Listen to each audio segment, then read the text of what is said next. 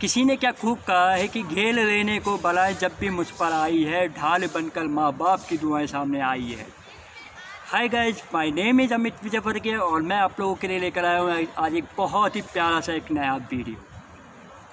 साथियों, सबसे पहले आप सभी को योगा दिवस और फादर्स डे की बहुत बहुत शुभकामनाएं। साथियों, ये वीडियो बहुत ही स्पेशल वीडियो है, बहुत यादगार वीडियो होने वाला है। इस वीडियो को पूरा सुनिएगा, पॉजिटिव वे में सुनिएगा। मैंने इस वीडियो में माँ बाप और बच्चे के बीच का जो प्यार होता है उसको बहुत खूबसूरत तरीके से दर्शाने की कोशिश करी है। एक छोटा सा प्रयास किया है। आपका साथ दीजिए इस वीडियो में, और हो सके तो इस वीडियो को अपने व्हाट्सअप स्टेटस पे लगाइए, अपने फेसबुक पर लगाइए, अपने व्हाट्सअप ग्रुप्स वगैरह में भेजिए, अपने दोस्तों को भेजिए, अपने माँ बाप को सुनाइए, अपने बच्चों को सुनाइए।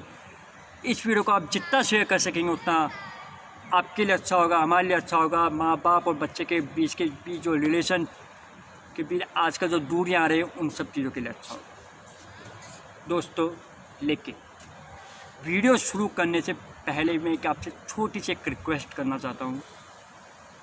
अभी कुछ ही दिनों पहले हमारे भारत और चीन के बीच एक छोटा सा एक झड़प हुई, कुछ लड़ाइयाँ हुई, जिसमें हमारे 20-25 जवान शहीद हो गए। उन्होंने अपनी कुर्बानी दे दी देश के लोगों के लिए, हमारे लिए, जिससे हम सेफ रखें, सुरक्षित रह सकें।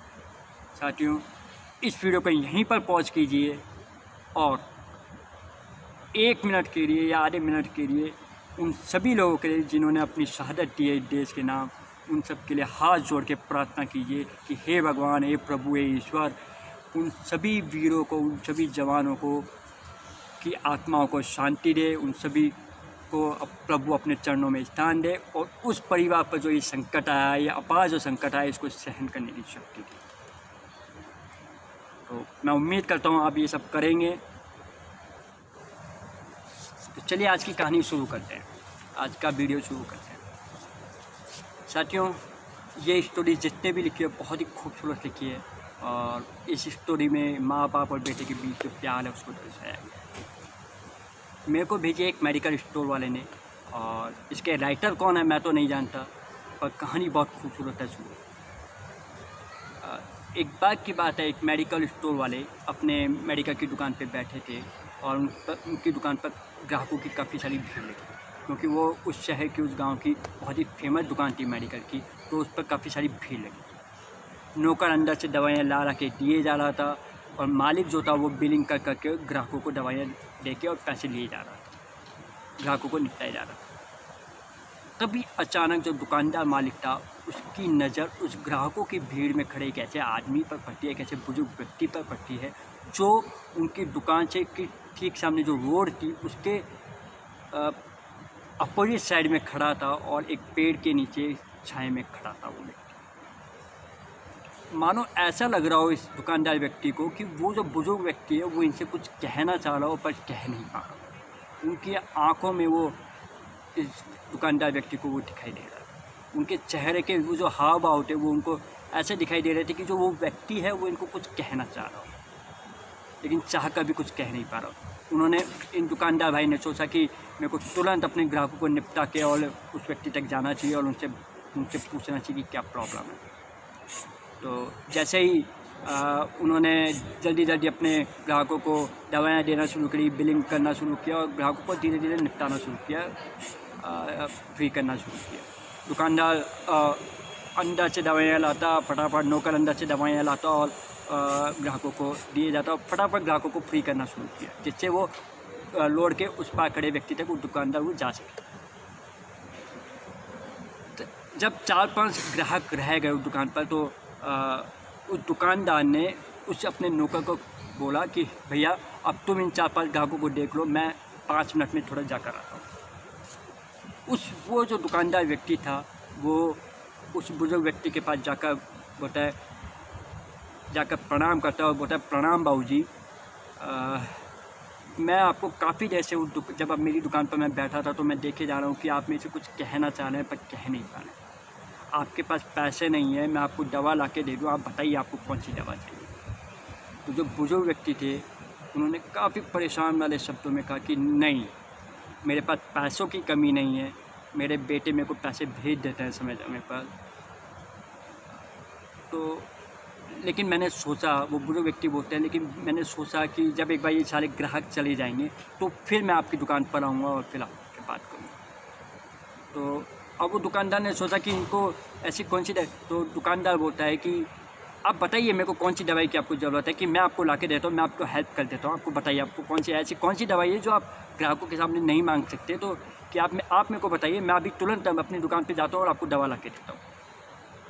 वो जो बुजुर्ग व्यक्ति जो बात बोलता है, बहुत ध्यान से सुनिएगा दोस्तों, बहुत इम्पोर्टेंट बात है। वो बुजुर्ग व्यक्ति बात बोलते हैं कि नहीं बेटा, मेरे पास पैसा बहुत है, अभी मेरे को फ़िलहाल के लिए कोई दवाई नहीं चाहिए, लेकिन बात ऐसी है कि कल रात मेरे बेटे का मेरे पास कॉल आया और मेरे बेटे मेरे पास हर गर्मियों की छुट्टियों में, क्योंकि मेरा बेटा मेरे से बहुत दूर रहता है, विदेश रहता है, एक बड़ी कंपनियों में जॉब करते हैं, बड़े शहर में रहता है वो, अपनी पत्नी के साथ, अपने बच्चों के साथ, अपनी फैमिली के साथ। तो वो हर साल मेरे से 7-6 महीने में ऐसे पास आते हैं मिलने के लिए, क्योंकि मेरी जो पत्नी है वो भी पिछले 2-3 साल में उनका स्वर्गवास हो गया था किसी एक्सीडेंट में। तो मेरे बच्चे मेरे से मिलने आते हैं 7-6 महीने में हर बार एक बार, लेकिन पिछले 2 साल से वो नहीं आए हैं। और उन्होंने, मेरे बेटे ने कल मेरे को कॉल किया और जब बातें कर ली तो उन्होंने लास्ट में एक बात बोली कि पापा, इस बार गर्मियों की छुट्टियों में मैं, मेरी पत्नी और मेरे बच्चे हम पहाड़ पर कहीं घूमने जा रहे हैं, हम अपने दोस्तों के साथ कहीं घूमने बाहर जा रहे हैं, तो वी आर सॉरी अगेन, हम इस बार भी आपके पास नहीं आ पाएंगे। अब जैसे ये बातें वो बुजुर्ग व्यक्ति कह रहा था, उसके आँख से टप टप टप टप टप आंसू बहे जा रहे थे। और जो वो दुकानदार व्यक्ति, कुछ समझ नहीं आ रहा था कि वो इस बात का क्या जवाब दे। तो जैसे ही तभी वो जो बुजुर्ग व्यक्ति एकदम से संभलते हैं और उनको याद आ जाते हैं, उनको वो बोलते हैं दुकानदार को कि हाँ मेरे को याद आ गई कि मेरे को कौन सी दवाई चाहिए। तो दुकानदार बोलता है हाँ बताइए मेरे को कौन सी दवाई आपको चाहिए जिससे मैं आपको फटाफट ला के देता हूँ और आपकी मैं हेल्प कर सकूँ। तो बुजुर्ग व्यक्ति बोलते हैं, बहुत ध्यान से सुनिएगा, बुजुर्ग व्यक्ति बोलते हैं कि बेटा, क्या आपकी दुकान पर बच्चों को भूलने की दवाई है, कि जिससे मेरे बच्चों को कि मुझे याद ना आए, ऐसी कोई दवाई है? मेरे को मेरे बच्चों को भूलने की दवाई चाहिए। जैसे ये बात ख़त्म हुई दोस्तों, वो जो दुकानदार था वो सुन्न हो गया, वो एकदम साइलेंट हो गया। जैसे तो उसके जो चेहरे के जितने हाव भाव थे वो सारे उड़ चुके थे, वो एकदम साइलेंट हो गया था कि उसने क्या सुन लिया ये अब एक माँ बाप से अपने बच्चों के लिए। साथियों, वो वापस दुकान वहाँ पर गया अपनी, और जो वो बुजुर्ग व्यक्ति है वो ये बात कह के धीरे धीरे अपने घर की ओर वापस चल। जैसे वो दुकानदार अपनी दुकान पर गया, उस दुकानदार ने एक ही बात सोची, और वो दुकानदार हमेशा अपने भगवान से, ईश्वर से एक ही प्रार्थना करता है दुकान खोलते ही, जब भी वो पूजा कि ए प्रभु, ए ईश्वर, ऐसा कभी भी समय ना आए कि कभी किसी पेरेंट्स को अपने बच्चों को भूलने की दवाई लेने जाने के लिए किसी मेडिकल स्टोर पर, या किसी पेरेंट्स को बच्चों को भूलने की दवाई भी मांगना पड़े। ये छोटी सी कहानी, हार्ट ब्रेकिंग स्टोरी, बहुत बड़ी बात सिखाती है दोस्तों। आज फादर डे, अपन सब लोग फादर डे मना रहे हैं, लेकिन आजकल कई लोगों ने अपने माँ बाप की कदर करना, उनका रेस्पेक्ट करना, उनको वैल्यू देना, उनके साथ खेलना कूदना बंद कर दिया। साथियों, अभी आपको उनकी कमी महसूस नहीं होगी, लेकिन एक दिन आएगा जब वो इस दुनिया में नहीं रहेंगे, तब आप दुनिया की कितनी महंगी वस्तु ले आना, गाड़ी, बंगला, धन दौलत, पैसा, जो भी सारी चीज़ें ले आना, फिर भी आप इन सब चीज़ों से अपने माँ बाप की जो कमी है उसको फिल नहीं कर पाए। तो अपने माँ बाप की कदर करना शुरू कीजिए, उनके रेस्पेक्ट करना शुरू कीजिए, उनके साथ वैल्यू शेयर करना शुरू कीजिए। और हाँ, प्लीज़ इस वीडियो को जितना हो सके शेयर कीजिए, इस वीडियो को जितना हो सके अपने रिश्तेदारों को, अपने फैमिली मेम्बर्स को, अपने फ्रेंड्स के रिलेटिव तक लोगों तक पहुँचाइए। दोस्तों एक बात और मैं यहाँ पर ऐड करना चाहता हूँ, कई घरों में मैंने देखा है कि माँ बाप की तो रेस्पेक्ट की जाती है। मैं देखिए, सबसे पहले मैं एक बहुत कॉमन बात करना चाहता हूँ कि फादर डे के उपलक्ष्य में बहुत मैं कॉमन बात, मैं किसी पे कोई पर्सनल अटैक नहीं कर रहा हूँ, मैं किसी पे कोई व्यक्तिगत टिप्पणी नहीं कर रहा हूँ, किसी परिवार पे कोई व्यक्तिगत टिप्पणी नहीं कर रहा हूँ। प्लीज़ मेरे वीडियो को बहुत पॉजिटिव वे में सुनिएगा और अपनी प्रतिक्रिया, कोई भी प्रतिक्रिया देने से पहले मेरे वीडियो को शुरू से लेके एंड तक अवश्य सुनिएगा। उसके बाद आप अपनी प्रतिक्रिया दीजिएगा, अपने मन में इस वीडियो के प्रति जो आपके विचार आने वो मनाइएगा। दोस्तों कई घरों में बच्चे माँ बाप की तो रेस्पेक्ट करते हैं, पर जो दादा दादी होते हैं उसकी रेस्पेक्ट कहीं ना कहीं, उसकी रेस्पेक्ट में थोड़ी कमी रख लेते हैं। यहाँ तक कि जो उनका सेवा का समय आता है उस पर एक कहावत है कन्नी काटना, उसमें कन्नी काटना शुरू कर देते। प्लीज़ दोस्तों याद रखिए, यदि आपके माँ बाप को किसी ने जन्म दिया है तो वह है आपके दादा और दादी। उनको उनके बेटों की बहुत ज़्यादा ज़रूरत होती है, उनके पोतों की बहुत ज़्यादा ज़रूरत होती है। मैंने कई घरों में देखा है, सुना है कि लोग दादा दादियों की सेवा से परेशान हो जाते हैं। उनकी समाज में जब वो कभी किसी पार्टी फंक्शंस वगैरह में मिलते हैं एक दूसरे के बच्चे, तो वो आपस में अपने दादा दादी, अपने माँ बाप की तो वो बुराइयाँ नहीं करते और ना ही कभी करनी चाहिए। मैं ये नहीं कह रहा करनी चाहिए, लेकिन उसी के साथ साथ अपने दादा और दादी की भी बुराइयाँ नहीं करनी चाहिए। ये आज आप गांठ बांध लीजिए फादर डे के उपलक्ष्य में कि आप कभी भी अपने दादा दादी और माँ बाप की बुराई किसी भी तीसरे व्यक्ति से नहीं करेंगे। देखिए मैं बहुत प्रैक्टिकल बात करने वाला हूँ अब आगे कि देखिए, जब आप घर में रहते हैं, तो जब आप इतने सालों तक माँ बाप के साथ रहते हैं, भाइयों के साथ रहते हैं, आप शादी हो जाती है, बच्चे हो जाते हैं, फैमिली बड़ी हो जाती है, तो घर में खटपट होना, लड़ाई कि बात बात पे कुछ भी बातें हो जाना प्रैक्टिकली हो जाता है, चलता है। लेकिन दुख वहाँ होता है जब आप उस बात को लेके, उस इशू को लेके तीसरे व्यक्ति तक बात समाज में उसकी बात करें। घर में हो समझ आता है, क्योंकि घर में आप भी जानते हैं और आपके रिलेशन में आप जिससे कर रहे हैं वो भी जानता है कि आप जो ये बात कर रहे हैं वो आप मन से नहीं कर रहे, केवल गुस्से में कर रहे। लेकिन जब आप बाहर करते हैं तो आपकी सोच दिखाई देती है कि आप अपने दादा दादी के प्रति, आप अपने माँ बाप के प्रति आप क्या सोच रहे हैं। बाहर किसी तीसरे व्यक्ति से वो सब चीज़ ना, प्लीज़ मेरी हाथ जोड़ के आप सभी से रिक्वेस्ट है, आज इसे माँ बाप के आप कई लोग नहीं करते हैं, दादा दादी की सेवा करने के साथ जब वो उनका ऐसा समय आ जाता है जब वो अपनी खुद के काम करने लायक नहीं रहते, तो कुछ लोग, कुछ घर ऐसे हो जाते हैं जहाँ वो उनकी सेवा से परेशान हो जाते हैं और अपने जो कष्ट होते हैं उनके बारे में दूसरे लोगों से बात करना शुरू कर देते हैं। खैर देखिए, अगर मैंने कुछ गलत बोला हो तो प्लीज़ छोटा समझ के, अपना भाई समझ के, अपना दोस्त समझ के, अपना बेटा समझ के मेरे को माफ़ कर दीजिएगा। मैंने बहुत प्रैक्टिकल बात इस वीडियो के माध्यम से करी है। एक छोटी सी कहानी और मेरे को एकदम से याद आ रही है, वो और मैं आपको सुनाता हूँ और फिर आगे बात करेंगे। साथियों, एक बार की बात है, एक छोटा बेटा 4-5 साल का बेटा था और एक बाप था, बड़े पैसे वाले घर के थे वो लोग, उनके पास सारी सुख सुविधाएँ थी, अच्छा गाड़ी थी, अच्छा घर था, अच्छा सब कुछ था। एक दिन की बात है, छोटा 4-5 साल का बच्चा और एक बाप अपने घर के ही फार्म हाउस में ही गार्डनिंग कर रहे थे, खेती बाड़ी कर रहे थे, छोटे छोटे पौधे उगा रहे थे। तभी जो वो छोटा बेटा था अपने पिताजी के साथ, वो उनकी हेल्प की जाता, कभी मिट्टी खोदता खुरपे से, तो कभी जग से पानी डालता पौधे में, छोटे मोटे काम वो किए, अपने पिताजी के उसमें हेल्प किए जाना था। तभी उसके पिताजी ने सोचा कि ऐसे तो बेटा कुछ सीख नहीं पाएगा, इसको कुछ अलग कराता है। तो उनके मन में ख्याल आया, उसने अपने बेटे को बोला कि बेटा एक काम करो, वो ठीक सामने जो दूर आपको एक बड़ा सा पत्थर दिख रहा है, उस पत्थर के नीचे जो जगह है अपन को वहाँ भी एक पौधा लगाना है।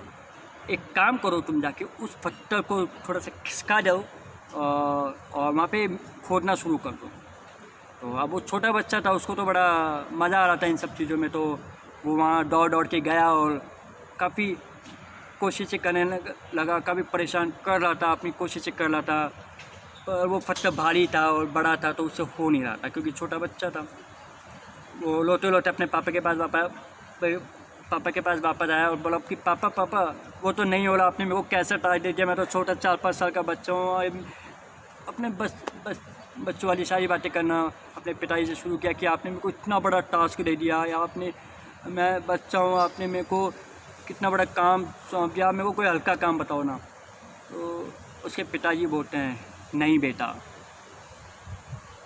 ये तुम्हारा टास्क भी है और एक चैलेंज भी है, तुम्हें वो पत्थर खिसकाना ही है, लेकिन और रूल्स ये है कि तुम उसमें कोई भी तरीक़ों का इस्तेमाल कर सकते हो। उस पत्थर को कितना कोई भी टेक्निक अपनाओ, कोई भी तरीके अपनाओ, पर वो पत्थर तुम्हें खिसकाना है। बेटा लोटे लोटे वापस गया और कोशिश करने लगा, उसने सारी कोशिशें कर ली। उसके बाद वो सोचा कि अब पापा के पास चलना तो बेकार है। वो वहीं पर जो छोटे बच्चे की तरह मिट्टी में लेट गया और ज़ोर ज़ोर से रोने लगा, मम्मा मम्मा मम्मा, पापा पापा चिल्लाने लगा। तभी उसके पापा को उस बेटे की आवाज़ सुनाई दी। उसने सोचा कि उसके कोई चोट वोट लगे तो पापा उसको दौड़ के उसके अपने बेटे के पास जाता है। वो बेटा जैसे वो देखता है कि नहीं, चोट तो नहीं लगी, लेकिन बेटा क्योंकि पत्थर नहीं खिसका पाया इसलिए वो ज़ोर ज़ोर से रो रहा है और पापा ने उसको बड़ा टास्क दे दिया था इसलिए वो रो रहा है। तो उस बेटे से पूछा उसने कि पापा से बेटे ने पूछा कि पापा आपने मेरे को इतना बड़ा टास्क क्यों दे दिया, मैंने आपका क्या बिगाड़ा। और वो काफ़ी रोने लग गया वो बेटा। तभी वो पापा बोलता है, बेटा मुझे पता है तुमने सारी कोशिशें कर ली, सारे टेक्निक्स अपना लिए, सारे तरीके अपना लिए, पर तुमने एक तरीका नहीं अपनाया और एक टेक्निक नहीं फॉलो करी। और वो टेक्निक है कि तुमने इस पत्थर को खिसकाने के लिए अपने पापा को आवाज़ दी। तुम यदि अपने पापा को आवाज़ दे देते तो शायद पापा तुम्हारे पास आ जाते और पापा इस पत्थर को खिसका देते। मैंने यही तो कहा था, तुम्हें कोई भी तरीका अपनाना है, लेकिन तरीका अपनाते हुए में ये पत्थर खिसकाना है। पर तुमने सारे तरीके अपना लिए, अपने 2-3 दोस्तों को भी छोटे छोटे बुला लिया, उनसे भी नहीं हुआ, लेकिन तुमने अपने पापा को आवाज़ दी। ये सारी बातें सुनकर जो बेटा था वो खुशी से झूम उठा और पापा की गले में।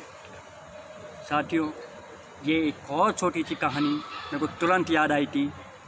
मैंने अपने अभी जस्ट मैं ई-बुक्स वगैरह पढ़ता रहता हूँ तो मैंने उसमें पढ़ी थी।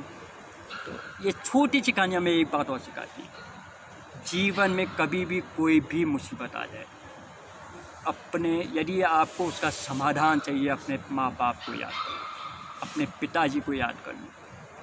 मैं आपको गारंटी देता हूँ आपका वो समस्या का समाधान तुरंत पूरा होगा। यदि वो समाधान ना भी दे पाएँ आपके पेरेंट्स आपको, तो वो कोई ना कोई आपको टिप्स ऐसी देंगे जिससे आपका समाधान हो जाए। अगर वो भी काम ना करे तो वो जो ऊपर जो फादर के ऊपर जो एक गॉड फादर है ना, वो आपको ऐसी टिप्स देगा कि वो आपकी समस्या का समाधान कुछ मिनटों में ही पूरा हो जाएगा। लेकिन आपको फादर और गॉड फादर को जो ऊपर है उसको याद करना बहुत ज़रूरी है। हमेशा याद रखिए, अपने फादर को याद रखिए, अपने पेरेंट्स को याद रखिए। और हाँ, एक बार फिर मैं वही बात बोलूँगा, अपने पेरेंट्स के साथ लड़ते हैं झगड़ते हैं समझ आता है, पर यदि उनकी आप बुराइयाँ तीसरे व्यक्ति तक करते हैं वो ज़्यादा हर्ट करता है उनको। बिलीव मी, कुछ मोमेंट के लिए आपके मतभेद हो सकते हैं, इन मतभेदों को दिल में मत बैठा के रखिए। यही मेरी आपसे इस आज फादर डे के उपलक्ष्य में मेरा मैसेज आप लोगों को देने की कोशिश कर रहा हूँ। और किसी ने क्या खूब कहा है कि एक बार फिर मैं वही जो मैंने शुरू में कही थी कि किसी ने क्या खूब कहा है कि मना करते नहीं पापा यदि जेब पूरी खाली हो, मैंने पापा जैसा अमीर इंसान नहीं देखा। थैंक यू गाइज, इस वीडियो को शेयर कीजिएगा, लाइक कीजिएगा। बहुत इमोशनल वीडियो है, बहुत दिल की बातें मैंने इस वीडियो में करी है। बहुत टाइम से कोशिश कर रहा था और भी आने वाली टाइम में बहुत नई सीरीज़ मैं अपने चैनल पर लाने वाला हूँ। जब तक के लिए धन्यवाद, शुक्रिया, I love you all, thank you.